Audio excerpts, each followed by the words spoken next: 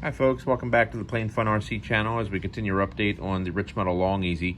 What we have here is we've taken our Castle Creation CC pack here, and you can see it does come with the instructions here as well in terms of how to actually go about putting it on.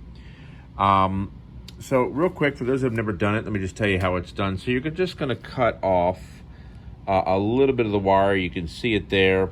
Not much. You're cutting it on the bottom. Notice how I've got the speed control upside down. I find it's better if you put this on the bottom portion of the wires. Anyway, you just take a little bit off of the black, a little bit off of the red, as you can see, and you're going to put solder on the wire a lot, both of them. Don't be chintzy. Put a lot on there. And then on the surface here, on the top surface of the CC pack, you're also going to put quite a bit, a large pool, if you will, as much as you could possibly fit. And then the trick is, what you do is you take it, you keep the soldering iron on the actual solder on the wire, then just take the CC pack and quickly move the solder iron out of the way and quickly put this down on the solder. And it should, you're going to need to hold it for a few seconds until the solder becomes solid again. And then it should work. If you've put enough solder on both, it should work. And you should be able just to pick it up like this. And that's fine. Now keep in mind that, of course, it does come, one of the nice things about the CC pack, it comes with its own shrink wrap. And if you solder it properly, put the shrink wrap on, it works great. There's no problems whatsoever. Be careful when you're shrink wrapping. Don't let it get too tight. The sharp edges here of the circuit board can cut right through.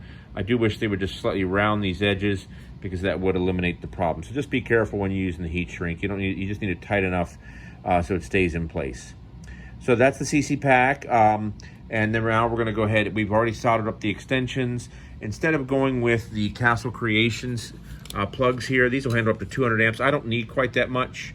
The motor itself draws only about 47 amps continuous, with a maximum of about 77 for about 15-second time period. So therefore, we're just going to go with our standard pre-made Castle Creation series connector that you can purchase directly from Tower Hobbies or Horizon, or any hobby shop for that matter, or even Castle Creations directly. And then we just need to do an extension from the ESC to this connector, and which I already have soldered up, and we'll finish that up in just a little bit. So that's where we are at the moment. More to come. All right, folks, there's our capacitor pack with the heat shrink on. Add a little extra red heat shrink, just a precautionary measure. But it's in place. So now we're going to go ahead and get our extensions together. We're going to figure out the length that we need. What I'm going to do is I'm going to go ahead and I'm going to plug the extensions in, and then we're going to pass it through the hole here and figure out exactly how long the extensions need to be and cut off the excess. So more to come. Hello folks, continuing with our update today on the Long Easy by Richmodel, Long Easy 160. So let's talk about where we are. We have our battery trays installed. Now once again, these were two of the 6S trays that are available from f3aunlimited.com, and I went ahead and I just put them both together and glued them on the carbon fiber rods that it comes with, and made it into a 12S tray. And this fuselage is nice and wide. So let's talk about what we have here in terms of how we installed it. One of the things that F3A sells is this wonderful removable tray U-bracket kit. You can also get it from GatorRC.com, but f3aunlimited.com also sells it as well. And here are the instructions to give you an idea exactly how it's structured. You can hit the pause button if you want to see it there. Anyway, so let me turn it this way for 1 second, and you can see, let me just zoom in. Oop, let me get these out of the way. Everything's in the way. Sorry about that. There we go. You can see, here's one right over here, how it's set up. So you have, when you glue them together, it forms a U channel. And you can see when you look down in there, there it is. There's the U channel right there. And so the carbon fiber rod slides down in there. And then there's a separate plywood piece, and you can see the screws are screwed into it, and that's what holds the tray in place. So the tray is actually removable. Now, the fuselage was just a little, well, this tray was a little wider than what I expected with regards to using these brackets. So one side, I could do it that way. The other side had to make a slight modification, and you can see it right there.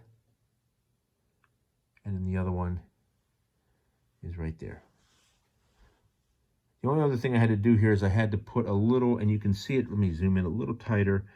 There's that little extra piece right back there up against the balsa, little extra piece of plywood that I had to add an extra stack on all four, so it would be the proper width. But it's absolutely perfect in terms of width once you add that on there. Normally I would glue these trays in place, but I thought I would try it. I bought a bunch of these removable tray kits, and they work really well. They're not hard to install. And so basically I've got my Velcro on one tray. I'm about ready to put the Velcro on the other. Once I do that, then the trays are 100% done. And then we're going to go ahead. We're going to move on to our next step, which will be, we're going to be moving that steering servo. And I'll explain more in just a little bit. All right, more to come. All right, folks, continuing with our update here, we're going to be mounting the ESC, and we're going to mount it on the bottom. Most of the aircraft is upside down. We're mounting it on the bottom because the scoop on the cowling is on the bottom, so it's going to produce a lot of airflow. Now, the ESC, as you can see, is fairly wide. It's wider than this than the engine box here, so we're adding just some plywood. Looks to be about 1/8 inch plywood just to extend out. And then what's going to happen, it's going to sit like that right there on the bottom. So that way it'll get the airflow coming in from the scoop, and then we'll just go ahead and you see we've got the little slots there. We're just going to screw the slots on the speed control, that is. We're just going to use some number 2 servo screw, 4 of them, to hold that in place, and that'll work. So let's go ahead and do that. More to come. All right, folks, continuing with our update here on the Richmodel's Long Easy. You can see we have our ESC mounted. Give you an idea of what we did. I decided to go with a 1/8 inch ply. We cut the piece right there, a little CA to hold it in place. And you can see these are number 2 screws. The important thing is when you're using this type of ESC, notice how the screws do not have washers, but it is held in place. It's not going anywhere. The screws need to be very thin. Definitely number 2s. Number 2 servo screws, but without washers. And it works fine. I've used this configuration before. So, see, we've got everything connected. Cowling should fit nicely over that. We've got our extensions in place for our throttle lead and also the lead for the ESC or the BEC. That'll be hooked into the receiver itself. So that's done. Now we're going to go ahead and we're going to move on to the steering situation, because as I mentioned before, I was not happy with the push rod. I have an idea about how I'm going to mount the servo, so it's going to be a little trial and error. So more to come.